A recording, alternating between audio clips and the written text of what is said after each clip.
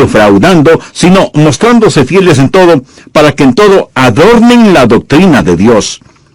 Un adorno es algo que sirve para embellecer, y esta palabra literalmente tiene que ver con los cosméticos. La idea es, usa los cosméticos de la palabra de Dios. Adórnate con la doctrina de Dios. Verá, uno puede hacer de la verdad algo muy feo, o algo sumamente hermoso. Algunas personas usan la Biblia como un garrote, y no como una espada.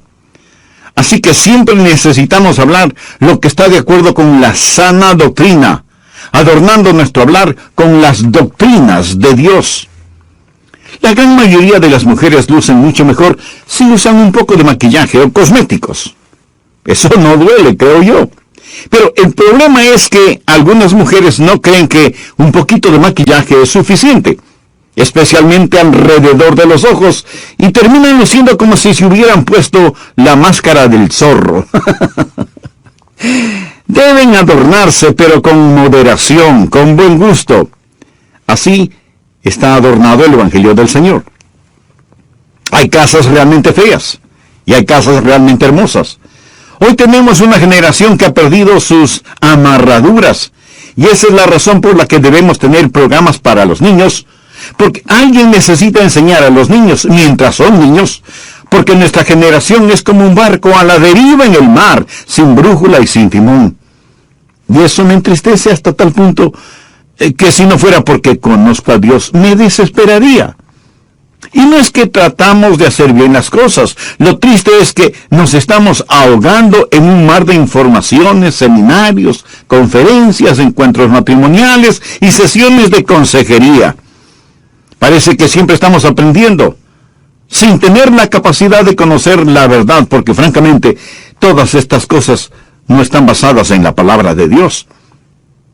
¿No le sorprende a usted las cosas que en la actualidad se debaten en algunas denominaciones?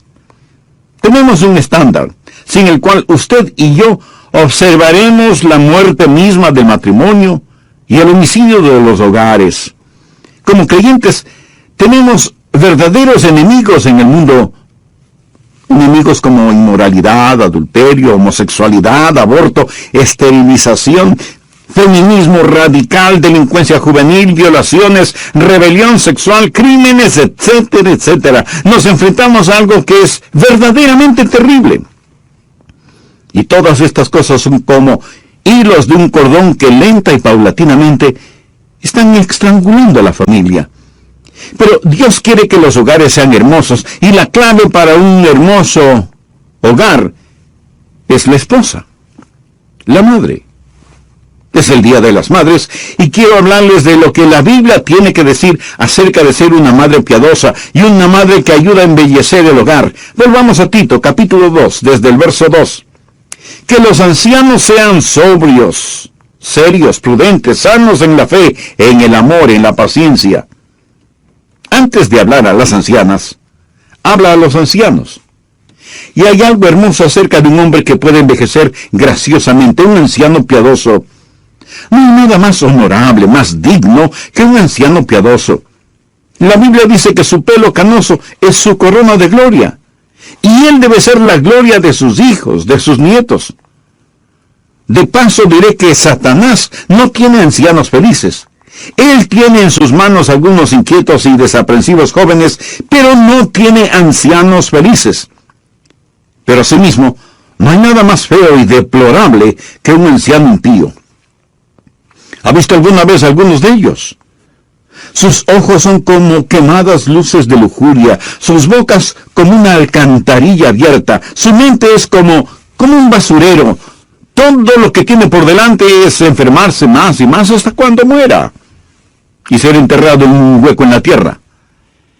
Pero un anciano piadoso es algo maravilloso y es un gozo estar junto a él. Pero hoy quiero hablar primordialmente a las damas. Así que veamos el verso 3.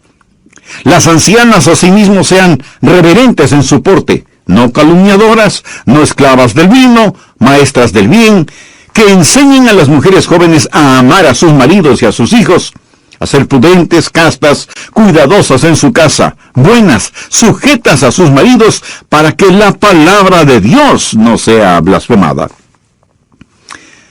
Al hablar de una mujer piadosa que embellece su hogar, quiero que note lo que voy a llamar, en primer lugar, el legado que ella deja. Ella debe enseñar a sus hijos pequeños y debe dar el ejemplo a los más jóvenes. ¿Cómo era esto? El verso 3 lo dice: sean reverentes en su porte. Esto sencillamente significa una buena y antigua dosis de santidad. Habla de la forma en que debe ser. Habla de su estilo de vida. ¿Cuántas mujeres santas conoce usted? Yo conozco una.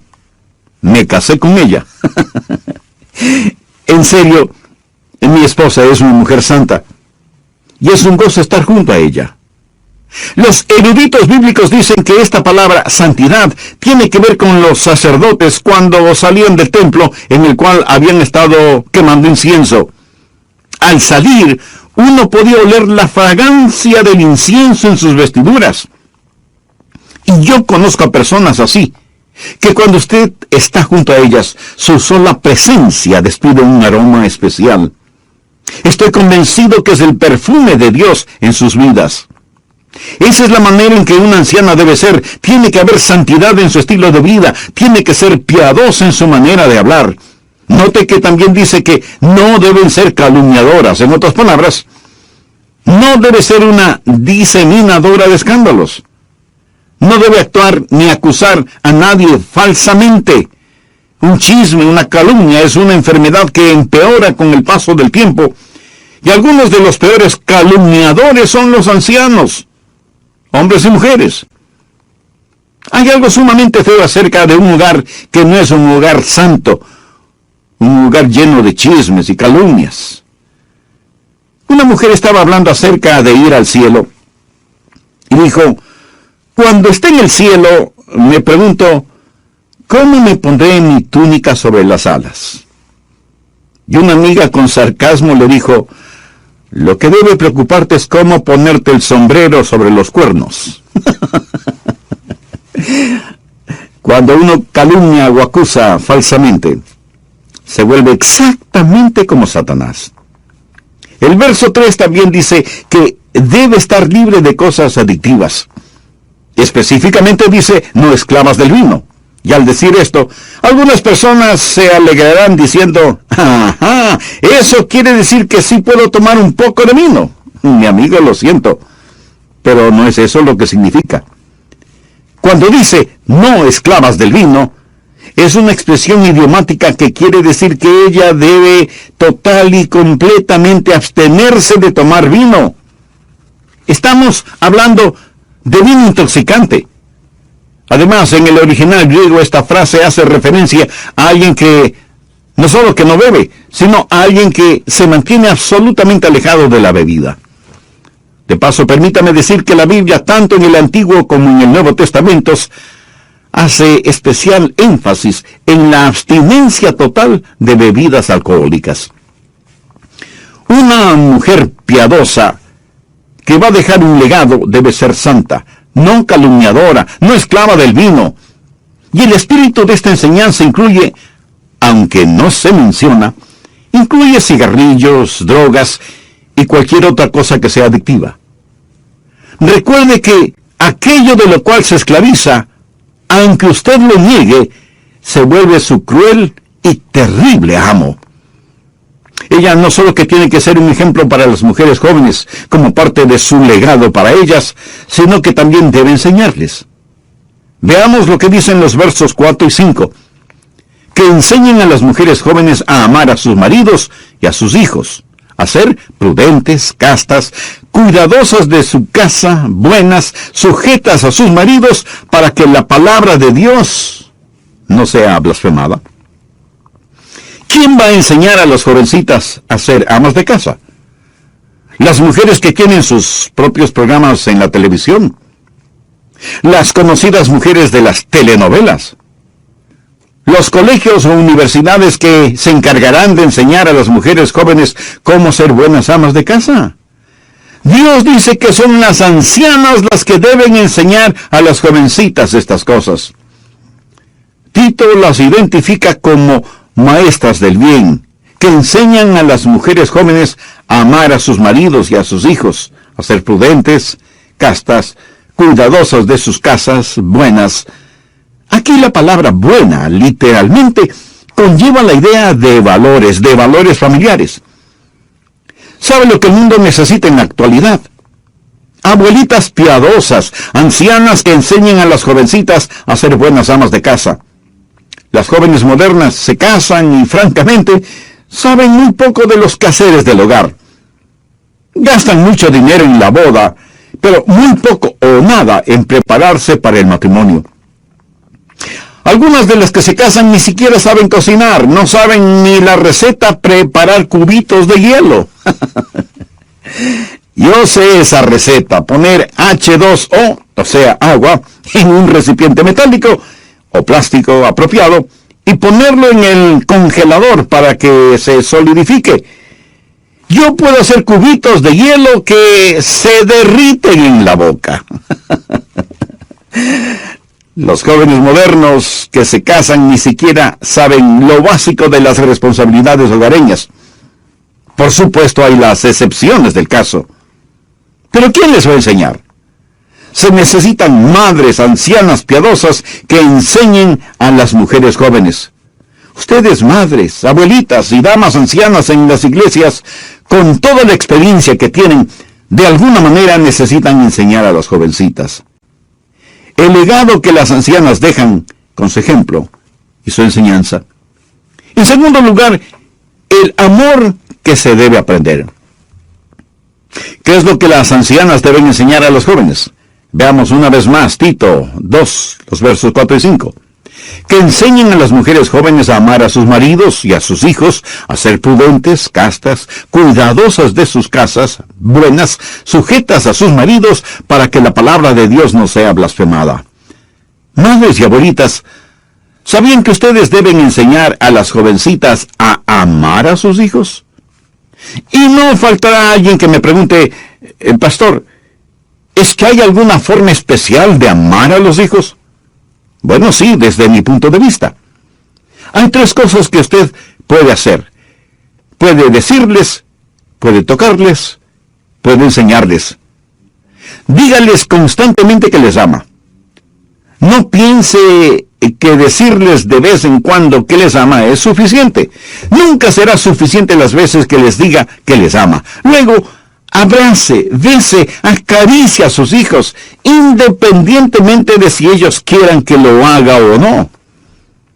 El amoroso contacto físico crea lazos maternales y filiales que tienen repercusiones emocionales positivas y duraderas. Y en tercer lugar, enséñeles día a día, línea sobre línea, precepto sobre precepto, un poquito aquí, otro poquito allá. ¿Sabía usted que muchos pedofílicos proceden de una familia abusiva? Una de las grandes necesidades en nuestros días es madres que realmente amen a sus hijos. Las radicales feministas han enseñado a las mujeres modernas que una carrera o profesión es tal vez más importante que ser una ama de casa, y que las cosas materiales son más importantes que los hijos. En el Salmo 127:3 leemos: He aquí, herencia de Jehová son los hijos, cosa de estima el fruto del vientre. Hoy tenemos una generación que miran a los hijos como cargas, como estorbos y no como bendiciones. Y algo anda muy mal en cualquier país con un hogar que tenga ese concepto de los hijos. Hay algo terriblemente diabólico cuando se asesinan bebés en el vientre de sus propias madres. El vientre, que debería ser el lugar más seguro sobre la tierra para esos bebés, se ha convertido en el lugar más peligroso para su sobrevivencia. ¡Qué paradoja cuando se considera a aquellas mujeres que quieren tener hijos y no pueden concebirlos! ¡Qué vergüenza para aquellos que, pudiendo tenerlos, no los tienen por motivos egoístas! En la Biblia, las mujeres que han sido una bendición para este mundo han sido aquellas mujeres que oraron a Dios para concebir hijos, y Dios les contestó sus oraciones. Sara, hasta los 90 años de edad, fue estéril y oró a Dios, y ella concibió y dio a luz a Isaac. Y nuestro Salvador es descendiente de Isaac. Raquel oró y dijo: oh Dios, dame un hijo, o si no me muero. Y Dios contestó esa oración. Y Raquel tuvo a José, figura prominente en la nación de Israel. Ruth también oró por un hijo, y dio a luz a Obed, quien fue el abuelo de David, el más grande rey de Israel, de cuyo linaje vino el Salvador. Elizabeth era ya de edad avanzada cuando oró a Dios, y Dios abrió su vientre y nació Juan, quien más tarde sería Juan el Bautista, y de quien Jesús diría: entre los que nacen de mujer no se ha levantado otro mayor que Juan el Bautista. Ana estaba en el templo orando y sollozando de tal manera que Elí, el sacerdote del templo, pensó que ella estaba borracha. Pero Ana le dijo: Señor, no estoy borracha. Solo estoy derramando mi alma delante de Dios para que me conceda el tener un hijo. Y Dios le dio a Ana al pequeño Samuel, quien con el correr del tiempo sería un poderoso profeta en Israel. La tragedia del aborto, esa falta de amor por los niños, es esto. ¿Quién sabe a quién se asesina en el vientre de su propia madre? Tal vez a un científico que hubiera dado a este mundo el remedio contra el cáncer, o contra la epidemia del SIDA. Tal vez otro genio musical como Juan Sebastián Bach o Beethoven. O tal vez otro evangelista como Billy Graham. ¿Quién sabe la clase de bienhechores de la humanidad que se extirpan por medio del aborto? Ocuparse de los quehaceres del hogar no es nada fácil ni seductor. Pero, queridas jovencitas, quiero decirles que no hay un llamado más hermoso que ese. Los padres tienen influencia en sus hijos, pero la verdad comprobada es que las madres hacen la más grande impresión en sus hijos. ¿Escuchó bien eso? Creo que vale la pena repetirlo. Los padres tienen mucha influencia en sus hijos, pero la verdad comprobada es que las madres hacen la más grande impresión en sus hijos. Bien, terminaré este tema en el próximo programa. Antes de finalizar, permítame hacerle unas preguntas. ¿Habla usted de lo que está de acuerdo con la sana doctrina? ¿Le interesa más el tener una casa llena de lujos o un hogar lleno de amor? Como padres, desea que sus hijos sean ricos y famosos, y no sabios y piadosos. Usted no tendrá las prioridades de la vida en orden hasta que su propia vida esté en orden. Y solo lo estará cuando le entregue a Cristo el control de su vida. Quisiera hacer esa decisión espiritual este mismo momento. Lo puede hacer mediante una sencilla oración. Y si no sabe cómo orar, puede decir con sus propias palabras algo como lo siguiente: Señor Jesús, me reconozco pecador, necesitado de tu misericordia y de tu gracia. Perdona mis pecados. Con gratitud en mi corazón, este mismo instante te recibo como mi Salvador y mi Señor. Gracias por amarme. Gracias por perdonarme. Gracias por salvarme. Y ayúdanos, Señor, para que yo no me avergüence nunca de ti, y no sea una vergüenza para ti o para tu palabra. Lo pido en tu santo nombre. Deje de hacerlo porque por lo general la trama general de cualquier telenovela se basa en el sexo, la inmoralidad, la perversión, y algunas telenovelas incluyen hechicería y ocultismo. Y si mire esa basura audiovisual por bastante tiempo, usted va a empezar a tener sospechas y a preguntarse si su cónyuge vive de esa manera. Ame a su esposo. La esposa del Dr. Billy Graham dijo en una reunión de mujeres, dijo lo siguiente: su tarea es amar a su esposo. La tarea de Dios es hacer que él sea la clase de esposo que debe ser. En primer lugar, la mujer debe estar consciente del legado que deja. En segundo lugar, del amor que debe aprender. Y en tercer lugar, del estilo de vida que debe vivir. En relación con este importante punto, Tito dice que las mujeres jóvenes deben ser prudentes, castas, cuidadosas de su casa, buenas, sujetas a sus maridos, para que la palabra de Dios no sea blasfemada. ¿Qué quiere decir la palabra prudente? Significa ser sensata, seria, sensible. Significa usar bien el sentido común. Significa ejercitar prudencia cuando compra, cuando se alimenta, cuando decora, cuando en lo físico se cuida integralmente. La Biblia dice que cuando un hombre encuentra una esposa así, ha encontrado un verdadero tesoro.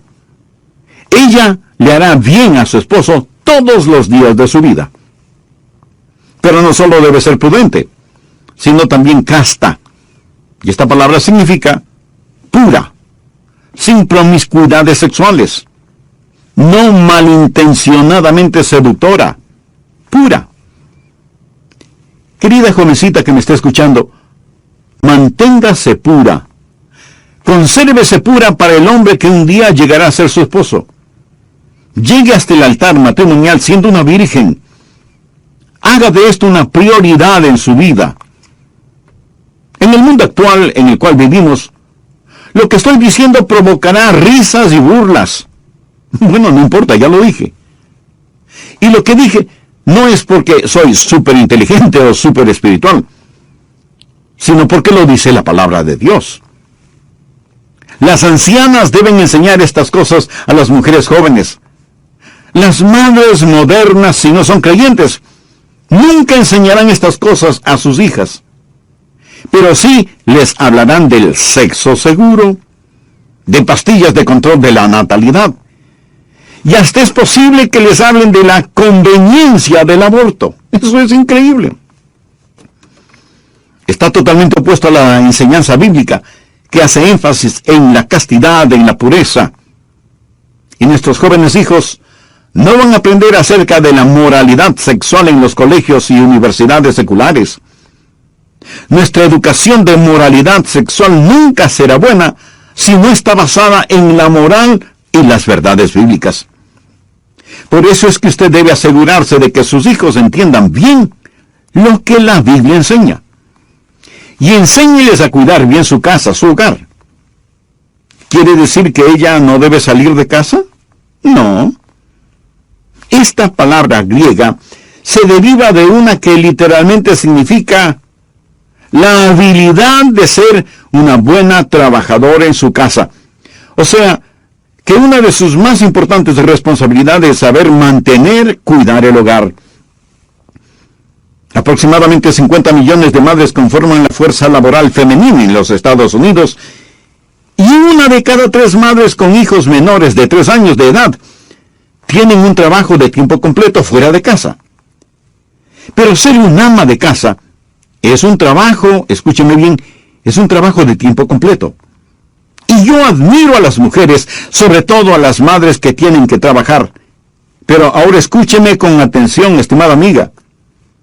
Si usted está trabajando para tener una casa más grande, o para tener un carro más bonito y moderno, o para comprarse ropa más fina, y no pasa tiempo con sus hijos, especialmente si aún son pequeños, con todo respeto le digo que usted está cometiendo una terrible equivocación. En 1 Timoteo 5:14 leemos: quiero pues que las viudas jóvenes se casen, críen hijos, gobiernen su casa, que no den al adversario ninguna ocasión de maledicencia. La madre debe ser la reina del hogar. No hay mayor ni más importante carrera que la de ser ama de casa. Y alguien me dirá, pero pastor, necesitamos ese dinero extra. Necesitamos esos ingresos para poder solventar nuestros estilos de vida. Bueno, sea muy cuidadoso al evaluar correctamente lo que es necesario y si se justifica que los dos trabajen. Digamos que una madre trabaja a tiempo completo fuera de casa y gana unos $2,000 al mes, que es un buen salario. Esa madre tiene 3 hijos pequeños que los deja en una guardería durante todo el día para que se los cuiden mientras ella trabaja. Note bien lo que dije, para que se los cuiden, no para que les eduquen, porque las guarderías no son escuelas. Y por ese servicio paga esa madre a la guardería $600 al mes por cada uno de sus hijos. Esto es un egreso de $1,800 mensuales. Ahora, para ir a su trabajo ella tiene su carro y paga una póliza de seguro contra accidentes, gasta en gasolina cada semana y en general gasta en el mantenimiento de su vehículo unos $200 al mes. Ahora escúcheme con suma atención. Ella gana $2,000 mensualmente, pero entre la guardería y su carro, ella gasta $2,000 al mes. O sea que ella está trabajando para la guardería y el mantenimiento de su carro, no para sufragar cualquier otra necesidad hogareña. Mientras tanto, sus pequeños hijos pasan mucho más tiempo al cuidado de personas desconocidas que quién sabe cómo los tratan, porque no son hijos de ellos.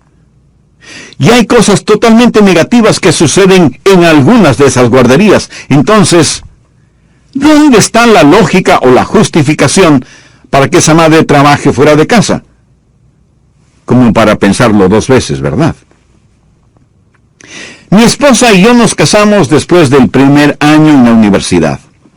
Habíamos sido enamorados primero y luego novios desde que ambos asistíamos al colegio. Yo siempre trabajé para poder pagar mis estudios en la universidad y el seminario, y aún no había cumplido mis 20 años de edad.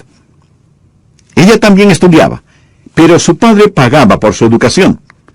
Pero decidimos casarnos y empezar a tener familia. Y teníamos que trabajar aparte de estudiar. He desempeñado una infinidad de trabajos. Empacador de frutas, camarero, carnicero, ayudante de carpintería, mecánico, vendedor de carros. Era muy bueno vendiendo carros usados. Inspector de casas, en fin. Y por 7 años, mientras estudiaba y trabajaba, mi esposa siguió estudiando y cuidando de nuestros hijos. Y cuando terminé mis estudios, me pude graduar sin deber ni un centavo a nadie. Siempre confiamos en el Señor y fuimos fieles diezmando de cualquier dinero que ganábamos. No fue nada fácil, pero fue algo que valió la pena. Y debo reconocer la abnegación de mi esposa, quien a pesar de ella también estar estudiando, nunca descuidó su responsabilidad hacia nuestros hijos o hacia mí. Debe entender que esto no se limita a una mujer. Lea el capítulo 31 de Proverbios y descubra lo que una ama de casa puede hacer. En ese capítulo usted encontrará cuáles eran las actividades de una mujer piadosa: viajes, negocios, inversiones, bienes raíces, obras de caridad. Todo esto sin descuidar su responsabilidad en el hogar. Ahora, ¿cómo determina usted cuándo debe involucrarse una mujer en las cosas fuera de su hogar? Como yo lo veo, de una manera muy sencilla. ¿El trabajo de ella afuera contribuye al bienestar del hogar o la distrae del hogar? Si es así de simple, porque el hogar, después del Señor Jesucristo, debe ser el centro de nuestra atención, debe ser la parte más importante de nuestras vidas. Yo soy un pastor, y lo que voy a decir tal vez le suene a herejía, pero no lo es. Así que escúcheme bien, para mí, mi hogar es más importante que la iglesia. Y si tengo que escoger entre la iglesia y mi esposa, ni siquiera tengo que pensarlo. La iglesia puede conseguir otro pastor, pero yo solo tengo una esposa.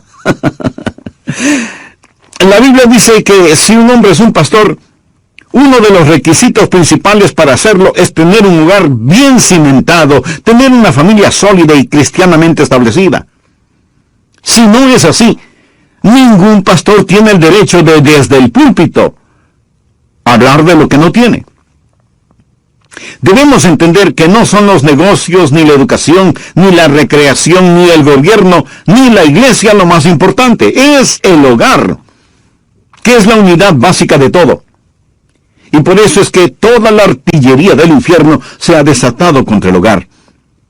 Y nuestros hijos van a la universidad, y cuando a las jovencitas les preguntan qué es lo que van a hacer, si ellas responden quiero ser esposa y madre, la mirarán como una cosa rara, como una mujer fracasada, como si ser esposa y madre fuera una pérdida de tiempo.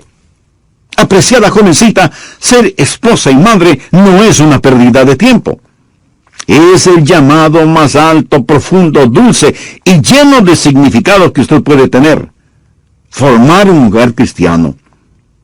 La Biblia dice que las ancianas deben enseñar a las jóvenes, a las mujeres jóvenes, a ser buenas amas de casa.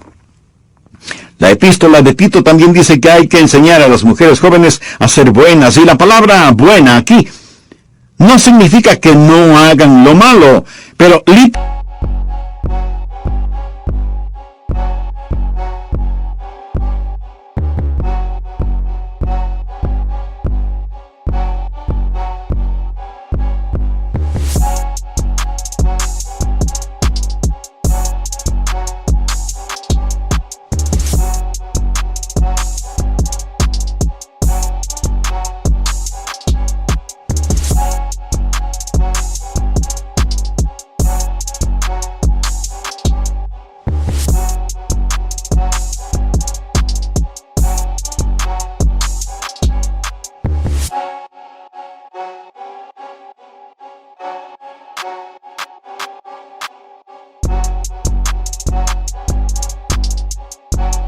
significa que deben tener ternura en su corazón, no solo ser moralmente justas.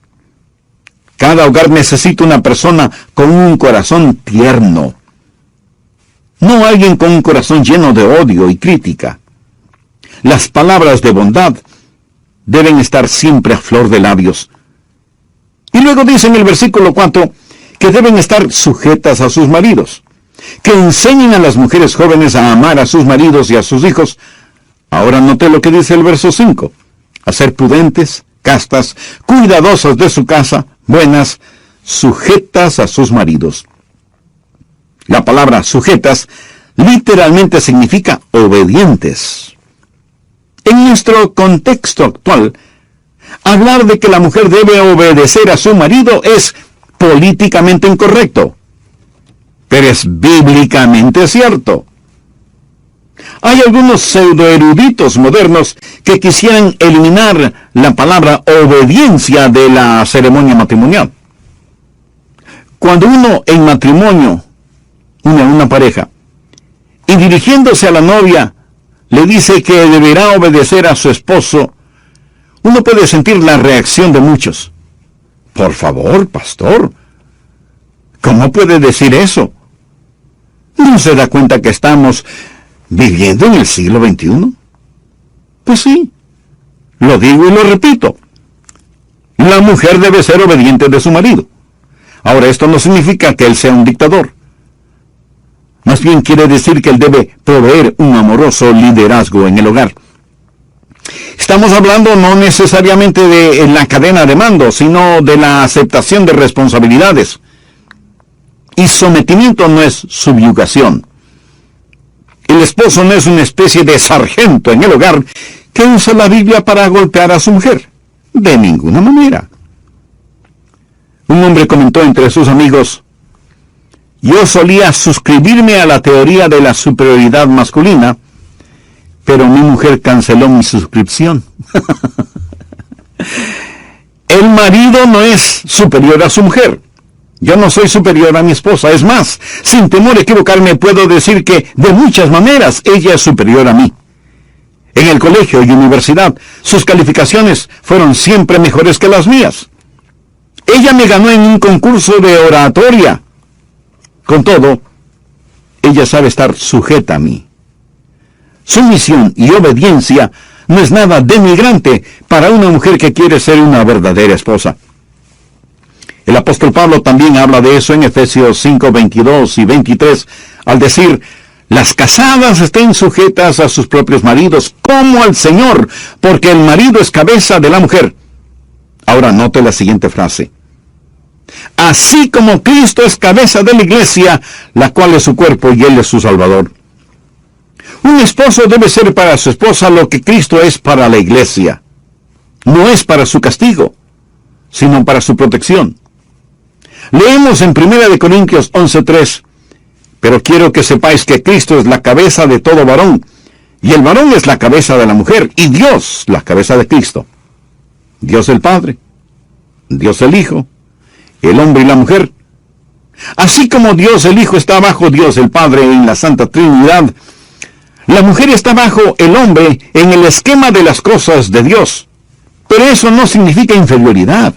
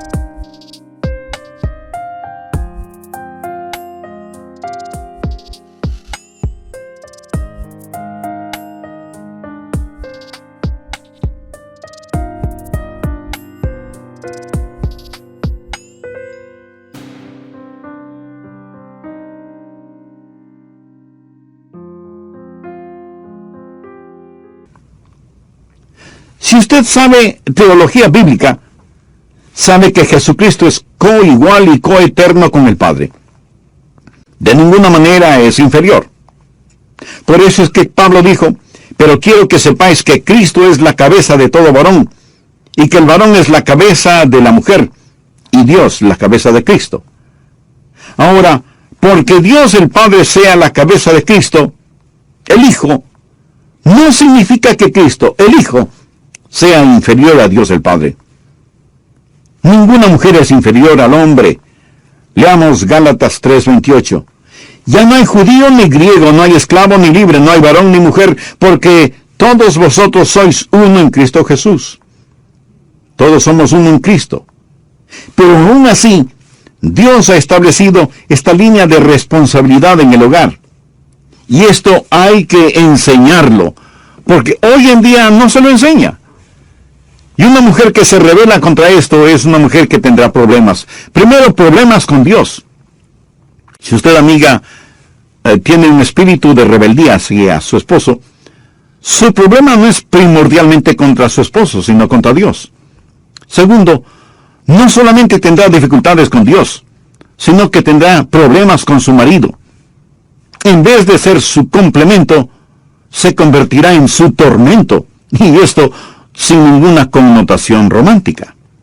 Tercero, tendrá problemas con sus hijos, porque si usted no está bajo el liderazgo de su marido, no estará capacitada para tener autoridad espiritual sobre sus hijos. A una mujer que no ha aprendido a estar bajo autoridad, no se le puede confiar autoridad. Un muy conocido doctor y consejero dijo: muchas veces he descubierto que un homosexual proviene de un hogar con una madre dominante y un padre pasivo. Y en cuarto lugar, va a tener problemas con ella misma. No va a tener quien llene sus más profundas necesidades. La sumisión no elimina la libertad. Cuando usted está en la voluntad y en el plan de Dios y comienza a obedecer la palabra de Dios, descubrirá que Dios le otorgará increíble libertad. De alguna manera tenemos una generación que piensa que sabe más que Dios, que es más lista que Dios. Pero una mirada casual alrededor nos dirá que algo muy pero muy malo está sucediendo en el mundo de hoy. Mi amigo, cuando todo lo demás fracasa, tenemos que volver